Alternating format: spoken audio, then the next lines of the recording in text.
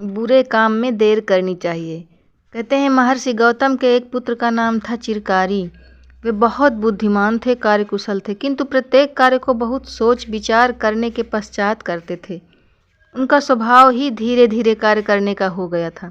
जब तक किसी कार्य की आवश्यकता औचित्य उनकी समझ में नहीं आ जाता था, तब तक वे कार्य प्रारंभ ही नहीं करते थे।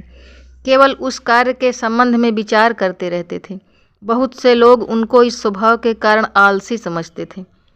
एक बार महर्षि गौतम किसी कारण से अपनी पत्नी से रुष्ट हो गए। क्रोध में आकर उन्होंने चिरकारी को आज्ञा दी, बेटा अपनी इस दुष्टा माता को मार डालो। ये आज्ञा देकर महर्षि वन में चले गए। अब अपने स्वभाव के अनुसार चिरकारी ने विचार करना प्रारंभ किया, मुझे क्या करना चाहिए। पिता की आज्ञा का पालन करने पर माता का वध करना पड़ेगा और माता का वध न करने पर पिता की आज्ञा का उल्लंघन होगा। पुत्र के लिए पिता और माता दोनों पूज्य हैं। दोनों में से किसी की भी अवज्ञा करने से पुत्र पाप का भागी होता है। कोई भी माता का नाश करके सुखी नहीं हो सकता। पिता की आज्ञा टालकर भी सुखी और कीर्ति नहीं मिल सकती। मेरी माता में कोई दोष है या नहीं, यह सोचना मेरे लिए अधर्म है। इसी प्रकार पिता की आज्ञा भी उचित है या नहीं, यह सोचना मेरे अधिकार में नहीं। अब चिरकारी तो ठहरे ही चिरकारी।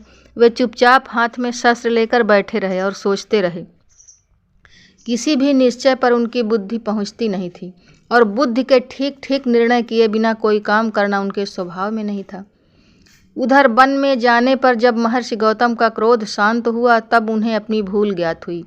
वे बहुत दुखी होकर सोचने लगे, मैं आज कितना बड़ा अनर्थ किया। अवश्य मुझे स्त्री वध का पाप लगेगा। मेरी पत्नी तो निर्दोष है।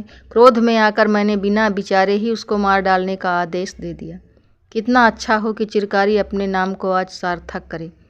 महर्षि शीघ्रतापूर्वक आश्रम की ओर लौटे। उनको आते देखकर चिरकारी ने लज्जा से शस्त्र छिपा दिया और उठकर पिता के चरणों में प्रणाम किया। महर्षि ने अपने पुत्र को उठाकर हृदय से लगा लिया और सब वृत्तांत जानकर प्रसन्न हृदय से उसको आशीर्वाद दिया। वे चिरकारी को उपदेश देते हुए बोले, हितैषी का वध और कार्य का परित्याग बहुत सोच समझ कर करना चाहिए। किसी से मित्रता करनी हो तो सोच विचार कर करनी चाहिए। क्रोध, अभिमान, किसी का अनिष्ट, अप्रिय तथा पाप कर्म करने में अधिक से अधिक विलंब करना चाहिए।